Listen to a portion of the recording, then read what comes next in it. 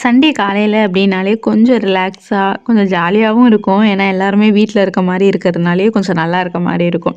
காலையில எழுந்ததுமே பார்த்தீங்கன்னா, இன்னைக்கு வந்து நாங்க டீ தான் குடிச்சோம். 3 பேருமே வந்து நல்லா இஞ்சி தட்டி போட்டு டீ குடிச்சோம். டீயே மோஸ்ட்லி காலையில இப்பலாம் குடிக்கிறதில்ல. இருந்தாலும் இன்னைக்கு டீ குடிச்சுட்டு, அதுக்கப்புறமா வந்து இந்த பெட்ஷீட் வந்து பார்த்தீங்கன்னா, நல்லா தரையில போட்டு கிளீன் பண்ணிட்டு இருந்தாங்க. அவங்க அவங்க வேலைய செஞ்சுட்டு இருந்தாங்க. நான் வந்து பாத்ரூம்ல இருக்க அந்த பக்கெட்டு, அப்புறம் எக்ஸ்ட்ரா என்னென்ன இருந்ததோ அது எல்லாத்தையுமே வந்து நல்லா வந்து வெலக்கி வச்சேன்.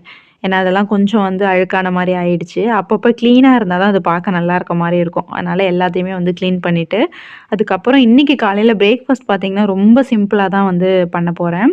இது வந்து ரொம்ப ஹெல்தியாவும் இருக்கும். என்னன்னு பார்த்தீங்கன்னா, ஒரு ஆப்பிள் ஜூஸ் 3 பேருக்கும் ஒரு ஒரு ஆப்பிள் ஜூஸ், கூடவே வந்து கொண்டைக்கடல வந்து சுண்டல். நல்லா தேங்காய்லாம் திருகி போட்டு, சுண்டல் வந்து நல்லா ஒரு ஒரு பவுல் அளவுக்கு எடுத்துப்போம். மோஸ்ட்லி பார்த்தீங்கன்னா, எல்லா சண்டேவுமே வந்து காலையில பிரேக்ஃபாஸ்ட் வந்து இதுவா தான் இருக்கும். ஏன்னா, இப்படி சாப்பிடும்போது ஃபில்லிங்காவும் இருக்கும். இன்னொரு விஷயம் பார்த்தீங்கன்னா, ரொம்ப ஹெல்தியா நல்ல எனர்ஜியா இருக்கும். எப்பல்லாம் வந்து முடியுதோ அப்பல்லாம் இந்த மாரி தான் நாங்க மோஸ்ட்லி வந்து எடுத்துப்போம். சாப்பிட்டெல்லாம் முடிச்சுட்டு, அதுக்கப்புறம் தான் வந்து மதியம் லஞ்சுக்கு வந்து ரெடி பண்ண வேண்டியிருக்கு. இந்த கருப்பு கொண்டைக்கடல சுண்டல் பார்த்தீங்கன்னா, அவ்ளோ உடம்புக்கு நல்லது. யாருக்கெல்லாம் பிடிக்கும் அப்படின்னு சொல்லிட்டு சொல்லுங்க. எங்களுக்கு வந்து ரொம்ப பிடிக்கும்.